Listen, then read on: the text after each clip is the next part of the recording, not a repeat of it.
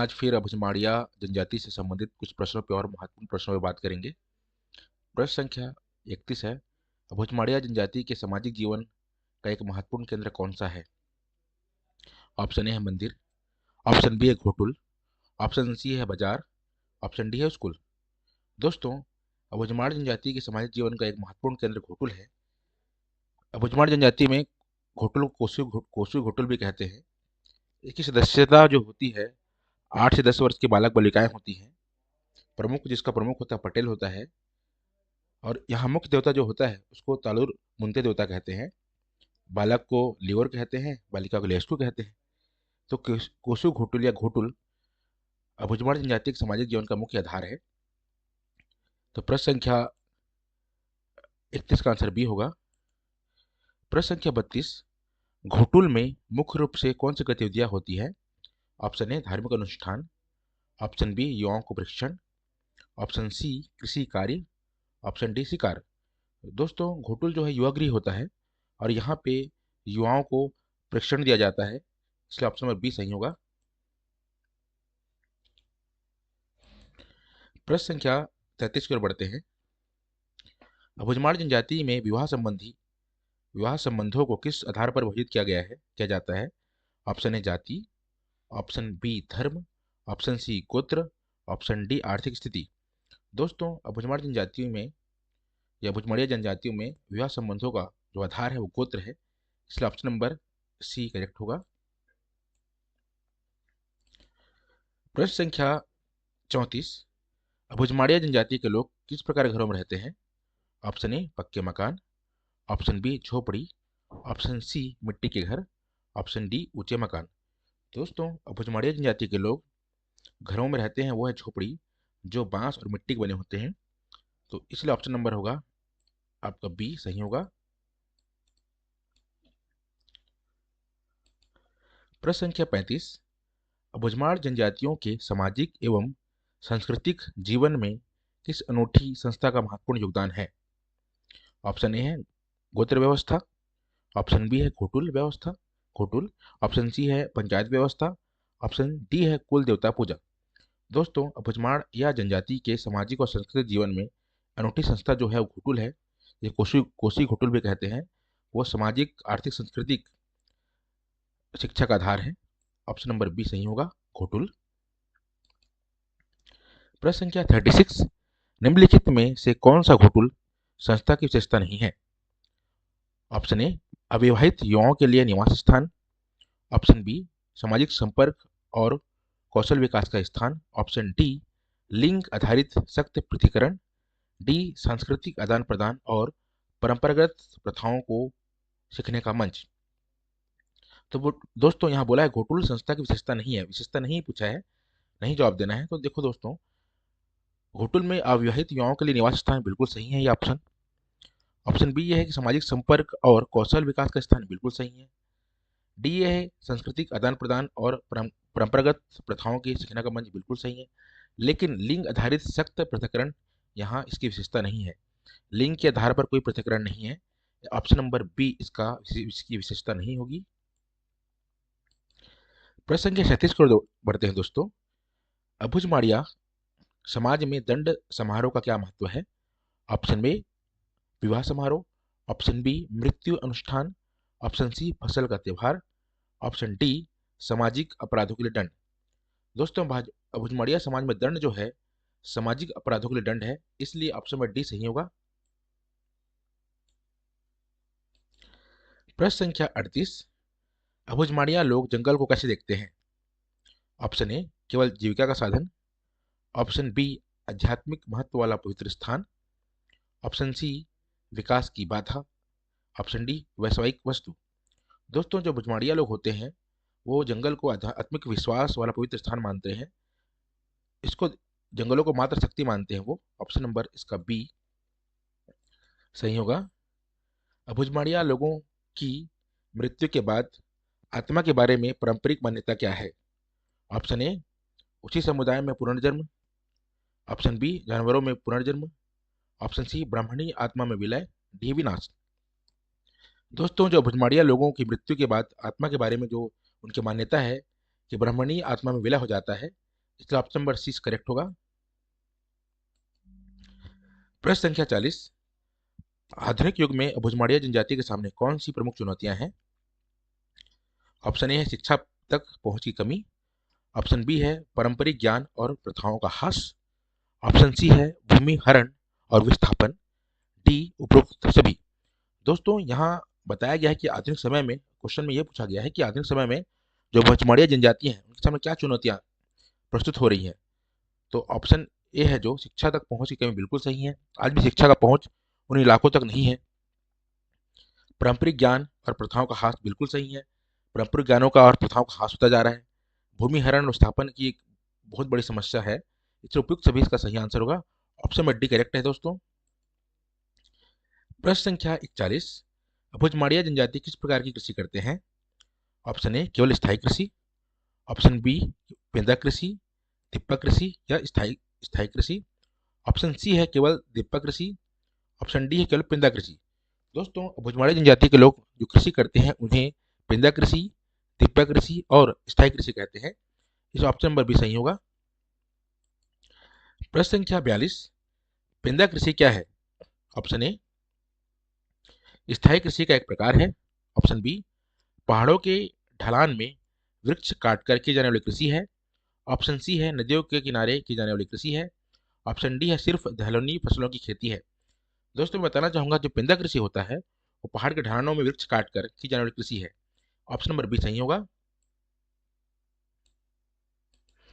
प्रश्न संख्या 43, दिप्पा कृषि कहाँ की जाती है? ऑप्शन ए पहाड़ों की चोटियों पर, ऑप्शन बी पहाड़ के नीचे समतल क्षेत्र में, ऑप्शन सी नदियों के किनारे, ऑप्शन डी रेगिस्तान में। तो दोस्तों जो दिप्पा कृषि होती है जो भुजमाड़िया लोग करते हैं वो पहाड़ों के नीचे समतल क्षेत्र में की जाती है, इसलिए ऑप्शन बी सही होगा। प्रश्न संख्या 44, भुजमाड़िया जनजाति गाय का दूध क्यों नहीं निकालते? ऑप्शन ए उन्हें दूध पसंद नहीं है, ऑप्शन बी उनकी मान्यता है कि दूध पर बछड़े का अधिकार है, ऑप्शन सी उनके पास दूध निकालने के बर्तन नहीं है, ऑप्शन डी वे दूध निकालना नहीं जानते। तो इसका आंसर होगा दोस्तों ऑप्शन बी उनकी मान्यता है कि दूध पर बछड़े का अधिकार है, इसलिए भुजमाड़िया जनजाति के लोग गाय का दूध नहीं निकालते। ऑप्शन नंबर बी सही है। प्रश्न संख्या 45, भुजमाड़िया जनजाति की अर्थव्यवस्था को किस प्रकार की अर्थव्यवस्था कहा जाता है? ऑप्शन ए आधुनिक अर्थव्यवस्था, ऑप्शन बी निर्वाह अर्थव्यवस्था, ऑप्शन सी औद्योगिक अर्थव्यवस्था, ऑप्शन डी सेवा क्षेत्र आधारित अर्थव्यवस्था। दोस्तों भुजमाड़ जनजाति की अर्थव्यवस्था को निर्वाह अर्थव्यवस्था कहा जाता है। ऑप्शन नंबर बी सही होगा। प्रश्न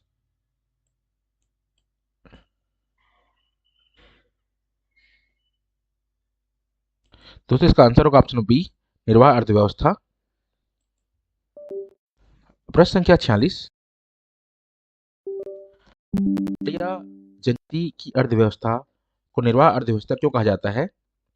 ऑप्शन ए है वे आत्मनिर्भर होते हैं और अपनी आवश्यकताओं को स्वयं पूरा करते हैं, ऑप्शन बी है वे बाजार अर्थव्यवस्था से पूरी तरह अलग रहते हैं, ऑप्शन सी है वे केवल प्राकृतिक संसाधनों पर निर्भर रहते हैं। दोस्तों इसका आंसर होगा ऑप्शन डी वे आत्मनिर्भर होते हैं और अपनी आवश्यकताओं की स्वयं पूर्ति कर लेते हैं, वे बाजार अर्थव्यवस्था से पूरी तरह अलग होते हैं, वे केवल प्राकृतिक संसाधनों पर निर्भर रहते हैं। बिल्कुल सही, डी इसका सही आंसर होगा दोस्तों।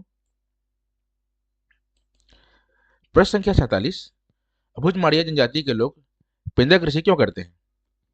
ऑप्शन ए क्योंकि यह आसान है, ऑप्शन बी क्योंकि यह भूमि की उर्वरता बनाने के लिए आवश्यक है, ऑप्शन सी क्योंकि यह उनकी परंपरा है, ऑप्शन डी उपरोक्त सभी।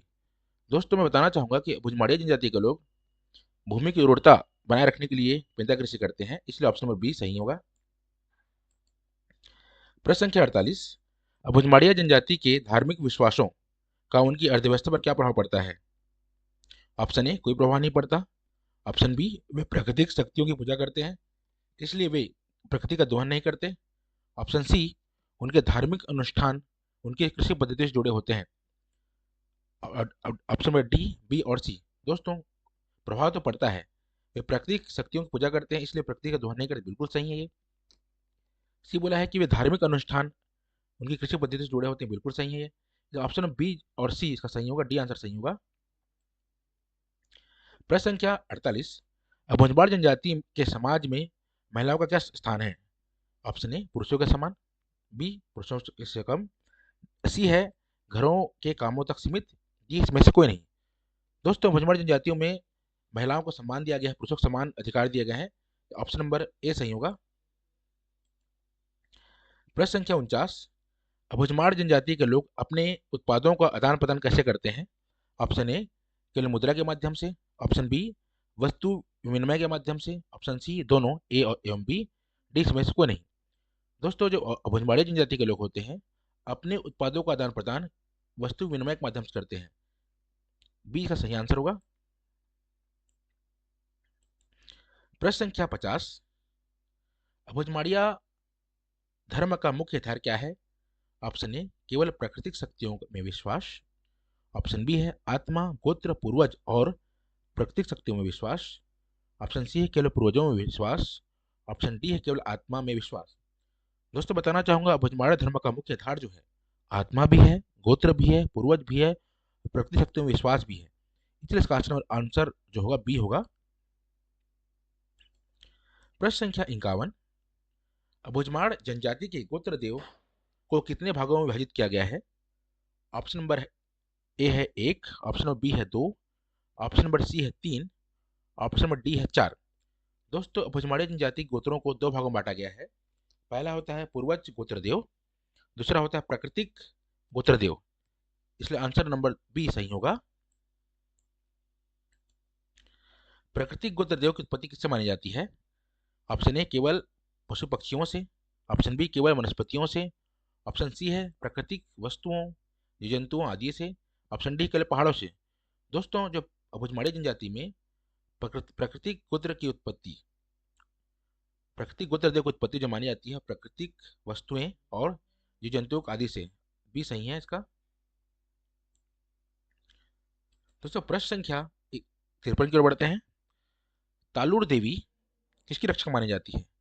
ऑप्शन ए केवल घर की, ऑप्शन बी केवल ग्राम की, ऑप्शन सी केवल फसलों की, ऑप्शन डी ग्राम और फसलों दोनों की। दोस्तों जो तालुड़ देवी होती है जो भोजमाड़िया जनजाति की देवी है वो ग्राम और फसल दोनों की देवी मानी जाती है, इसलिए इसका डी ऑप्शन सही होगा। प्रश्न संख्या 54, ग्राम मात्र देवी की पूजा कहाँ की जाती है? ऑप्शन ए घर में, ऑप्शन बी ग्राम के मध्य में, ऑप्शन सी जंगल में, ऑप्शन डी नदी किनारे। दोस्तों ग्राम मात्र देवी की जो पूजा की जाती है ग्राम के मध्य में की जाती है, ऑप्शन बी सही होगा। प्रश्न संख्या 55, ग्राम मात्र देवी किसकी रक्षा करती है?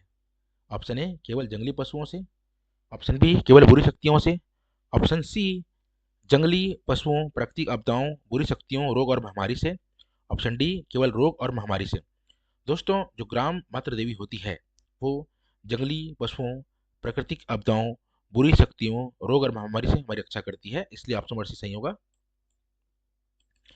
प्रश्न संख्या 56, अनाल पेन किसका प्रतीक है? तो दोस्तों अच्छा क्वेश्चन नहीं है। ऑप्शन ए जीवित व्यक्ति का, बी मृत मृत पूर्वज का, सी देवी का, डी देवता का। दोस्तों जो अनाल पेन होता है वो प्रतीक है मृत पूर्वज का, बी आंसर सही होगा। प्रश्न संख्या 57, अभुजमाड़ अभुजमाड़िया कौन से त्योहार मनाते हैं? ऑप्शन ए केवल विज्जा कोड़तांग, ऑप्शन बी है केवल जोत्रा कोड़तांग, ऑप्शन सी है विज्जा कोड़तांग, जोत्रा कोड़तांग, वंजा कोड़तांग, पुना कोल्हा, कक्षाड़ यात्रा, डी इसमें से कोई नहीं। दोस्तों अभुजमाड़िया शब्द जो अभुजमाड़िया लोग होते हैं वो त्यौहार मनाते हैं विंजा कोड़तांग, जोत्रा कोड़तांग, वंजा कोड़तांग, पुना कोल्हा, कक्षाड़ यात्रा। ऑप्शन नंबर सी सही है दोस्तों।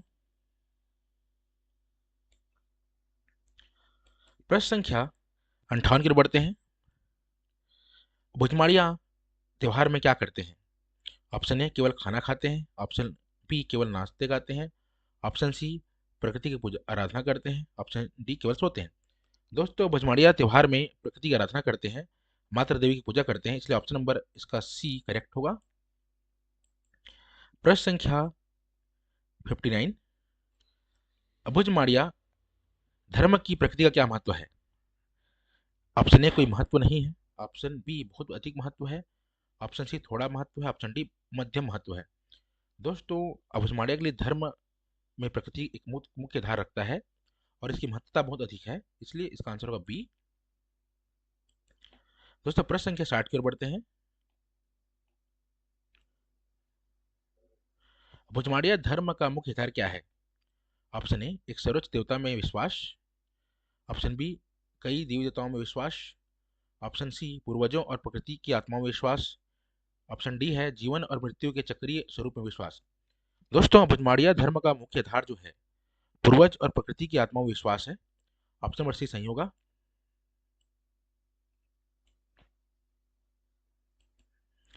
दोस्तों आज हमने भुजमाड़ जनजातीय से काफी प्रश्नों का अध्ययन किया है और विस्तार से चर्चा की है। दोस्तों मेरा क्लास आपको अच्छा लगा होगा तो लाइक कीजिए, शेयर कीजिए, सब्सक्राइब कीजिए दोस्तों। धन्यवाद दोस्तों।